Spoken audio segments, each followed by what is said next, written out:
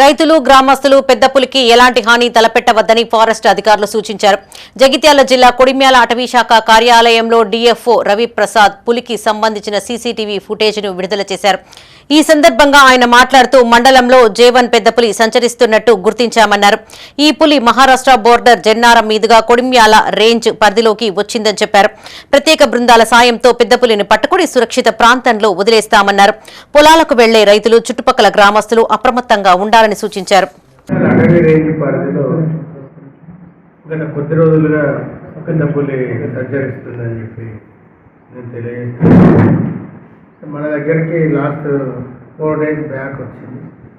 So first cattle kill 14/2/2026 గంగరంతండ మా forest బార్డర్లో జరిగింది. సో అక్కడ ఒక క్యాటిల్ని గాయపరచడం జరిగింది, చంపేయడం జరిగింది. తర్వాత నెక్స్ట్ డేనే మళ్ళీ ఆ క్యాటిల్ని తినడానికి వెళ్తున్న క్రమంలో ఇంకో క్యాటిల్ మధ్యన ఎదురొచ్చింది, దాన్ని కూడా చంపేయడం జరిగింది. సో 2 క్యాటిల్స్ కూడా ఫస్ట్ డే ఒక 3 to 4 kgs తిన్నది. నిన్న మళ్ళీ సెకండ్ క్యాటిల్ కిల్ జరిగిన కాడికి మళ్ళీ వచ్చింది. సీసీ కెమెరాలు మేము పెట్టినాం. దాంట్లో రికార్డ్ అయిన దృశ్యాల ప్రకారం దగ్గర 8 నుంచి 10 కిలోల తిన్నదని చెప్పవచ్చు. సో ఈ టైగర్ జేవన్ టైగర్ కింద